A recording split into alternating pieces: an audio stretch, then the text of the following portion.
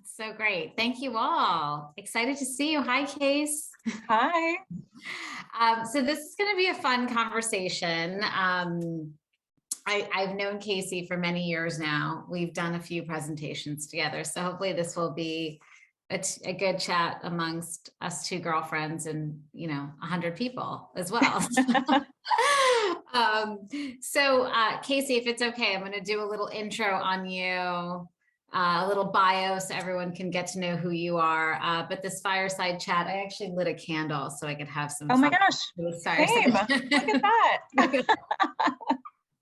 So we're going to make this fun, casual. This is really all about setting the stage for 2022. So before I get into it, I wanted to give a little background to all of our attendees on who Casey is. So Casey DePalma is the Senior Director of External Communications and Engagement for Unilever in North America. She is an 11-year veteran of Unilever. And heads the public relations and influencer marketing and medical marketing function for Unilever, which crosses over 24 household brands that you know and love across beauty, food, personal care, including Dove Men Plus Care, Baby Dove, Shea Moisture, Vaseline, Breyers, Hellmann's, Tresemme, Suave, you name it. If you're putting it on your body or you're eating it, it's probably coming from Unilever. She actually joined Unilever to actually launch the Magnum ice cream brand in the US, but has worked on countless programs on behalf of Unilever, from Dove's Crown Act efforts, which is really advancing towards anti-discrimination laws for racial discrimination against hair, based on hair, and Dove Men's work in advocating for paternity leave. She's helped create global influencer marketing strategies for Unilever, has created the playbook for it.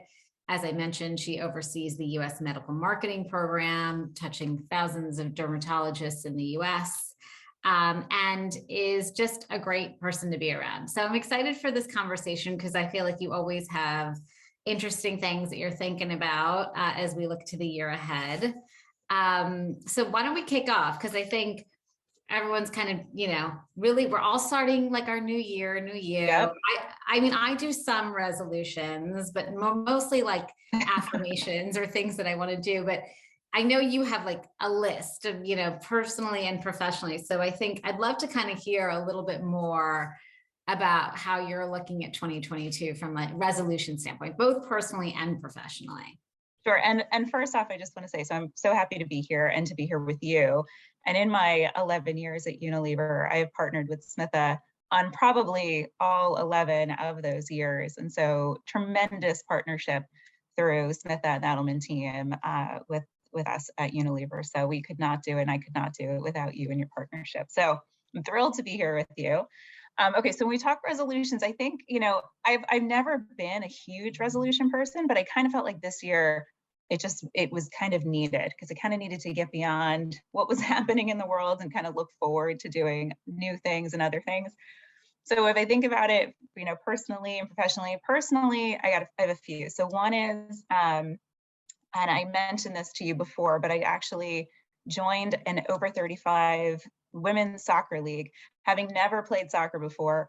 And so I'm looking forward to another winning season with our soccer team and to get better at soccer just generally.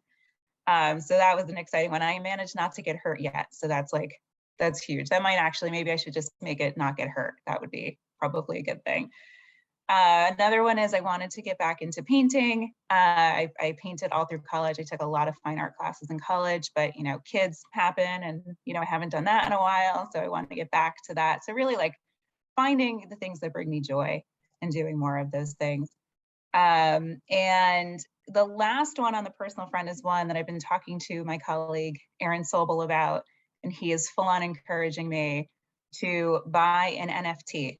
So I want to go head first personally into this space, not just professionally, and get that first NFT. I have not done it yet, but I promise, Aaron, if you're watching, I will be doing it soon.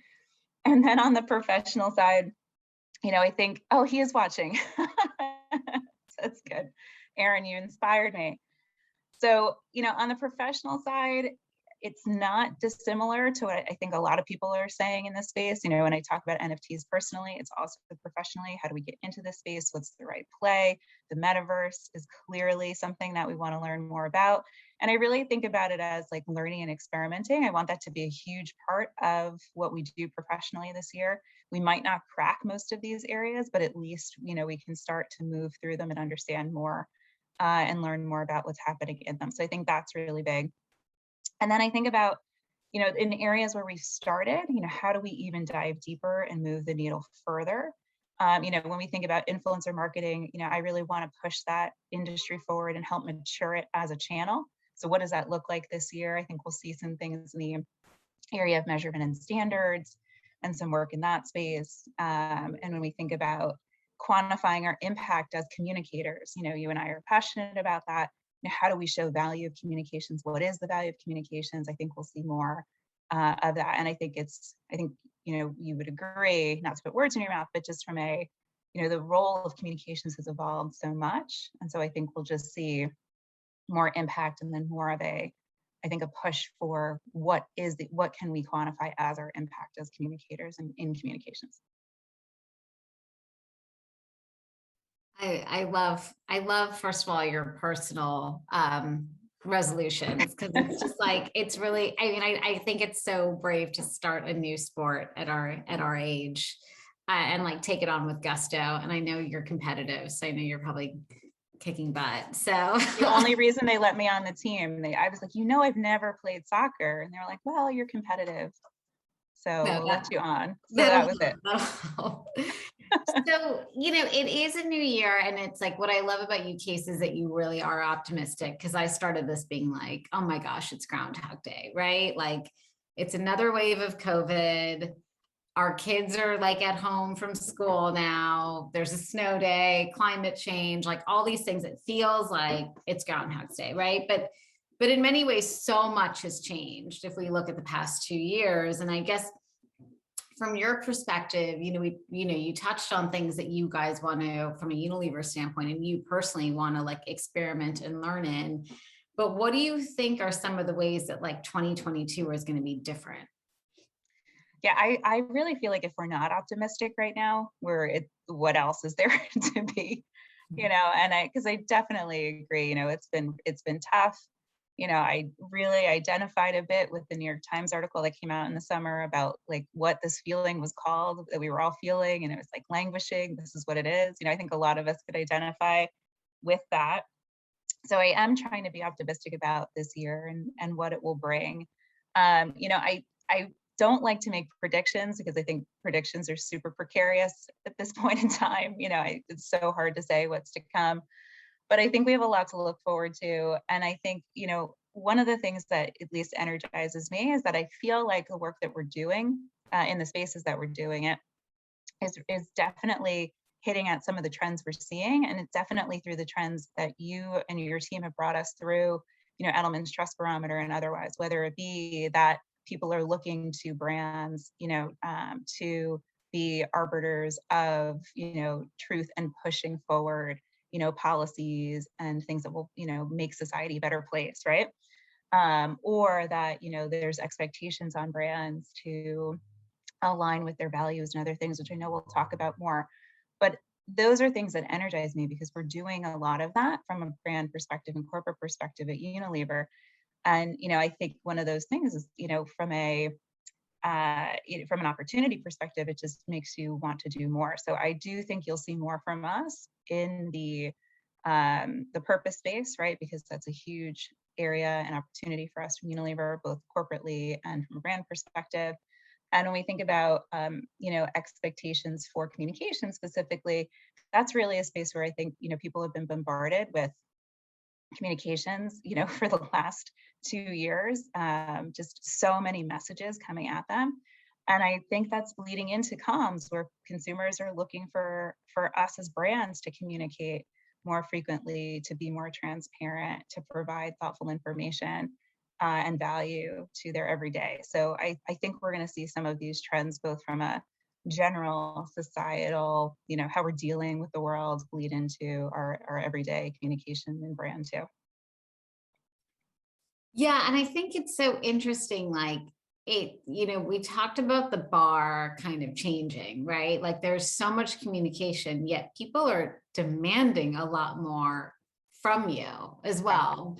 We see it in playing out when we think about like COVID and what's going to be affected by that, whether it's school closures or mask mandates. Like people are craving more and more information. So while it's like hard to cut through, there's also a real demand for Right. more, right? And so I think that balance is really interesting. But I think the Um, breakthrough piece is important, right? yeah, Because I think if we think about challenges in this year, like something to think about this year that will be difficult for brands, I think breakthrough is mhm. definitely an area that's going to be challenging for brands and companies because there's so much noise, because there's just so much out there that it's being kind of that's incoming for consumers to absorb. I think that just makes it more difficult for brands to break through. And I don't see that changing. I think it's been the case, and I think that'll continue. Yeah. Um, so you talked about breakthrough in terms of like, one consumer that everyone is trying to break through to right now, which is like, I think on the tip of everyone's tongue is Gen Z, which is probably one of the hardest consumers to break through to, given also the fact that, they could spend their whole life skipping any ad or, Right. it's like a video game. They can basically just avoid it as much as they possibly can. And so we actually at Edelman, we recently did a study on Gen Z. We interviewed 1,000 Gen Zers to really get their take on what they're looking for when it comes to brands and marketing. And it really did underscore something that I think Unilever is intimately, has a lot of experience in terms of like how important brand purpose is for the next generation versus general population. So for example, 63% of Gen Zers say they only buy and use brands who stand for something they believe in versus only 48% of Gen Pop, right? Of general population.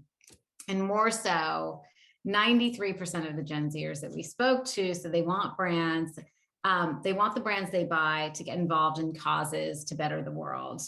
So I think Unilever, a lot of people see Unilever as a pioneer in this space and maybe even, defining what brand purpose means and how the industry's picked it up. But I would love to kind of hear about like how you guys are approaching purpose in 2022, knowing that a lot of other brands are also stepping into this space. Yeah. Well, I think one of the biggest differences for us from a Unilever perspective is that purpose is baked into our corporate strategy. It literally is the strategy.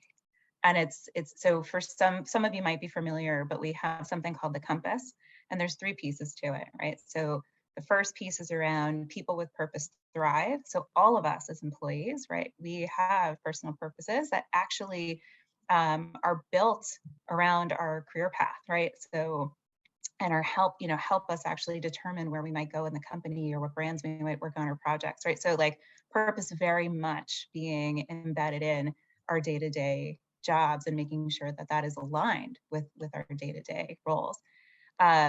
Brands with purpose grow is the second part of that, right? So without purpose, and Alan Jope has been very outspoken in saying that brands need to have purpose, right, within Unilever. And we're finding that brands with purpose do actually grow. It's not just a nice to do. It actually is something that helps to grow from a business perspective. We are seeing growth in brands in the market that actually have leaned in these spaces, and that's really important. And then the last one, which really goes to what I was talking about in terms of corporate strategy, is that companies with purpose last, right? So, Unilever's been around a really long time. We want to continue to be around, and we really do think that, purpose is core to that strategy. So that's really important. So we see that. So that's like soup to nuts from a corporate perspective, right? It is embedded in that space. And then we see it, as I said, through the brands. And so there's a number of initiatives that we have in this space. And I think, and ones that we work on with you guys, which are incredible programs. And I think just, to name a few, you mentioned the Dove Crown Act work where, Dove helped co-found the Crown Coalition, which is working to end hair discrimination. And it's this is real change, right? This is advocacy for legislation, right? This has led to actual legislation in states to make this illegal, which I think is tremendous work. We are working with Degree on really fantastic programs around inclusivity, right? So not just, we talk a lot on Degree about movement and the confidence to move, right? And so now Degree is really trying to democratize movement. And what does that mean for folks of different abilities in terms of physical ability?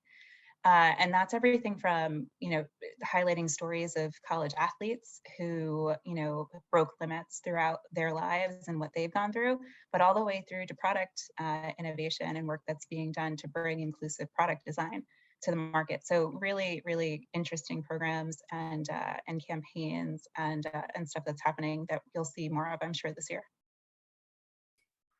I love, the thing that I always love, about working with Unilever is how purpose is truly embedded into everything, down to like, everyone has a personal purpose, right? Like for why, what you want to get out of your day, what you want to get out of your career at Unilever. And I'm curious if you wouldn't mind sharing what yours is. So some people have really, catchy phrases for theirs. And as a communicator, I probably should have some catchy phrase. But mine is really around creating and connecting people through stories, right? And typically stories that have yet to be told, right? Where can we, do something new, create something that has never been created before, do new things, break boundaries, and do it in a meaningful way.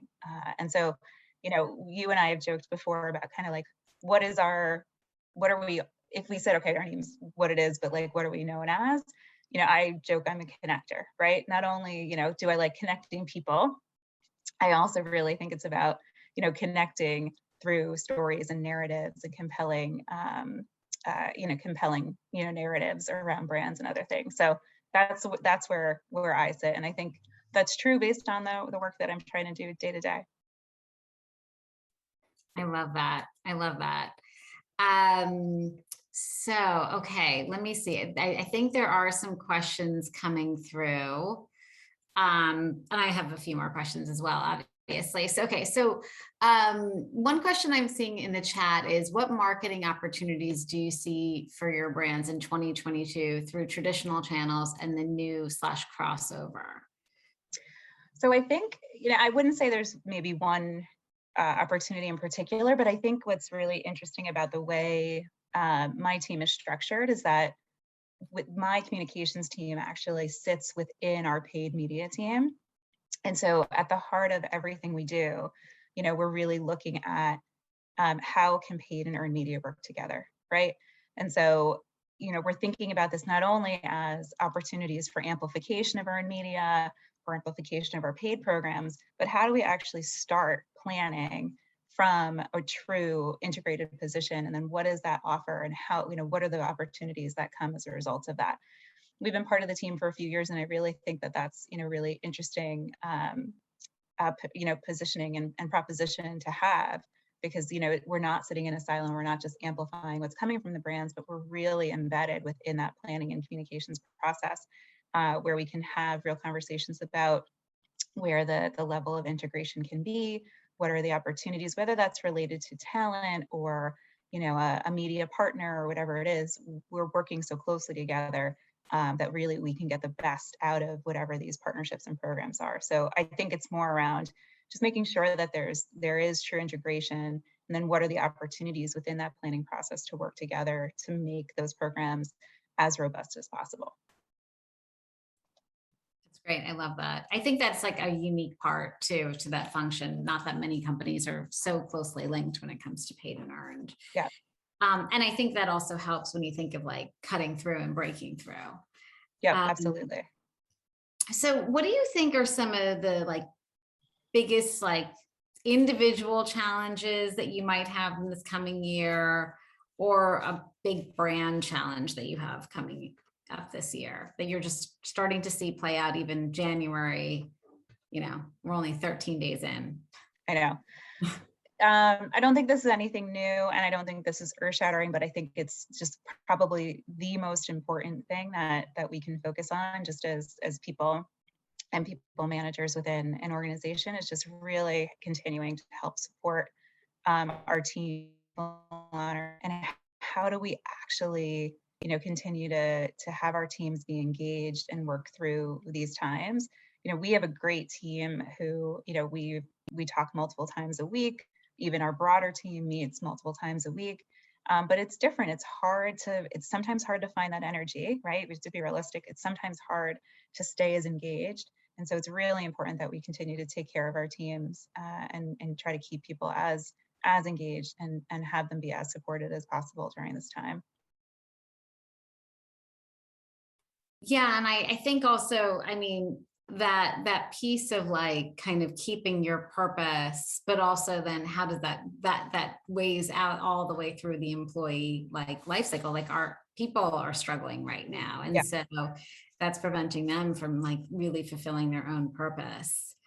I'm seeing a lot in the chat about just that people feel like the way Unilever is about like the stance around positive social progress is one that we need to continue to do, and a lot of big kudos to that. I'm seeing a really actually interesting question in the chat around Gen Z survey results that I talked about, right? That there is sometimes this generation is traditionally given the answers that they believe are PC, or the answers that they believe are the right answers. But when this is actually applied to climate issues or something as simple as recycling, it doesn't really happen, right? And so I've gotten this question before around people's stated beliefs, but then what they actually do and behave. I have a perspective on this. I'm happy to share, but Casey, would love to get your thoughts. I do think there is a bit of that, right? In terms of what people think the right answer should be. But I also find when we make it easy for them, and make it really clear that there is success, and we know that people are buying into it. I think case in point is Dove, a great example of a brand that we've worked on for many years together that really does stand for something larger than beauty, and really around self-esteem and what that means. Right. And people wouldn't buy Dove if it wasn't a great product, but we've really made it easy in the sense of it's a great product, but it also stands for something bigger. I think when it comes to, companies evolving into like, 100% post PCR and things like that, we have to make it really easy for them along that journey and make it clear to them. But would love your take on that like say, do gap, what people say, and then how they act. It's tough. We can only go by what people are telling us often. And so I look at it as we're just going to try to be as transparent as possible to try to meet the needs of the consumers that we're serving, right? So maybe a little bit less about does it matter what they're saying? What they're saying isn't exactly what they're doing, but I do think there are the best of intentions when they are answering. What we're trying to do is deliver on opportunities, to your point, that make it feasible and easy for people to be able to actually do the things they're saying, right? So, when it comes to recycling, I think we would all recognize that the system isn't perfect. I think I'm, definitely giving credit, beyond by saying not perfect. There's a lot of work and infrastructure that needs to go into, the recyclability space. It's such a complicated area.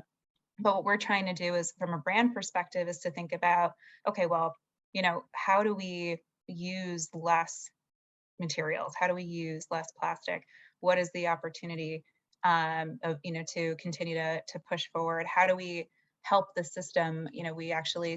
There was even something around black plastic. So black plastic is something that can actually be detected by recycling machines. And so we actually helped to create a black plastic that was detectable, right? So like, what are the opportunities to actually help the system get better, and then also help consumers make good choices, to follow through on the things that they're saying. And I think if, a few of the initiatives, at least for us, if we want to talk about what's coming this year, we really might think about, when we talk about, we just mentioned climate a little bit earlier, but you're really going to see things from us that help to bridge the sustainability mission that we have, with the opportunities that showcase how future fit our business actually is. So we're leaning into product innovations that bring that forward. And I think one area that we're looking to do more in, and you're going to see some work, we actually just launched, I think it was a couple of days ago, a refillable product on Dove, where, clearly it's a refillable product with a concentrated, thing that comes with the dispenser and it's a body wash. So you get your concentrated body wash and your refillable, container, and you just add some water to that, and the product, it still delivers on the product experience and the functionality that you expect from Dove, but it's tremendous in terms of its ability to reduce the amount of water that's being used, the amount of energy that's being used, and clearly the amount of plastic that's being used to create it. So those types of things. There's also some fantastic things coming from 7th Generation in terms of like our easy dose laundry. Like, no, when you like pour your laundry detergent into the cup and it's just a mess everywhere. This is like literally just squeeze it. It's concentrated. It's the perfect dose of laundry detergent every time. And we've used less plastic in the packaging. We're using less water. It's tremendous, feats in terms of innovation and design that are coming. So really, really great products that are delivering on this for people to make it easier for them in their daily life. Yeah, I think that's like the key, right? And that's what we're all trying to solve as marketers in this era. Like, we know that companies have got to evolve, but we also need the consumer to adopt these new behaviors as well. And so again, to your point on making it really easy so that it's not a hard choice for them, I think is really smart. Right. One thing that I don't know if we talked about on here, but to kind of go back to resolutions, and I think this is another great example of how Unilever is trying to make it easy for folks, but I think we were talking about resolutions, and the one resolution that I often am hearing more and more about is people are committing to less food waste, right? Like, they want to throw out less food in their fridge. Do you want to talk a little bit about the work that you guys are doing on Hellmann's? Because I think that's such a really important topic, but also it's one that people are more and more intimately familiar with now that we've been at home for so long. Well, I think when we were talking, you had said it best, like, we know what's in our refrigerators so much more now that we're home every day versus when we were, not. And I think that that's so true. On Hellmann's, they've really come to a place in terms of their value that they're offering and the purpose that they're bringing forward around helping people and inspiring people to try new recipes, to make new things with what's in the refrigerator so that they're not wasting food. And so there's a tremendous campaign and work that's being done to actually provide that inspiration. And there's more to come even in the next few weeks on this, but it's really, really exciting work. It's simple, right? These are simple changes that people can make, simple opportunities that people have to make something different, try something different, and not waste that food. We are wasting a tremendous amount of food every year, especially around holidays and other things. So more to come from Hellmann's there, but really, really fantastic work. I'm actually seeing an interesting question about, plant-based. Yep, I just saw that too. Yeah, would love your thoughts on that. I think this is another example of just how consumers are adopting to different behaviors as well. But from the area of plant-based, is there something that you're particularly excited about this year, or where Unilever is focused on? It's ongoing. And so definitely, as we see people moving to more plant-based diets and clearly, from an environmental perspective, thinking about that angle as well, we've seen, great adoption of our vegan mayonnaise, which is really exciting, as well as our plant-based, dairy-free ice creams. So, and I know we didn't talk about ice cream, but for those of you who don't know Unilever, I mean, we probably make every ice cream brand you could almost think of. We're the largest ice cream producer in the US. So it's really an exciting space to be in, and there's a lot of opportunity there. And so we're seeing some interesting work coming from our brands in terms of dairy-free, which is really great. And people also, it tastes great. I think yeah, that's exactly too, right? So you're seeing more people even go towards the aisle towards the vegan options because it tastes, they're not sacrificing on the taste. No, I mean, and that's the thing. I mean, ice cream is something you're consuming for pleasure and joy, right? So, it's not something that you would want to, sacrifice on. So if you're going to have it, you want it, it better taste good. I mean, everything from Ben and Jerry's all the way through to our Magnum ice cream now have those options. So it's a great time to be in that space and innovating in that space. And the vegan mayo from Hellmann's, I was skeptical. I am not vegan. And when we came out with it, I tried it and I was very, very pleasantly surprised. It's delicious. Yeah. I'm seeing some comments about ice cream helping people survive during the pandemic. It still helps me survive, to be honest. Oh my gosh, tell me about it. I know, there's at least a few Ben and Jerry's pints and Magnum bars in my freezer right now. Absolutely. So this is a really interesting question regarding the work that we're doing on Degree. What do you think some of the biggest challenges are when collecting data on those of smaller volume customer segments, i.e. people with disabilities? Do you find that it's harder to kind of understand the needs and sentiments from that community, given that maybe it's a smaller sample size? I mean, I'll be completely honest and transparent. I'm not a data scientist and I don't delve that deeply into, our market insights. I'm not the one pushing forward the market insights to know exactly what the challenges are or would be in the segment. But I do think that when you're doing work in this space, right, and the work that we are doing, we want to make sure we get it right. So, I think, what we're trying to do is make sure, and we announced that we were, doing the beta work, right, when we made the first announcement.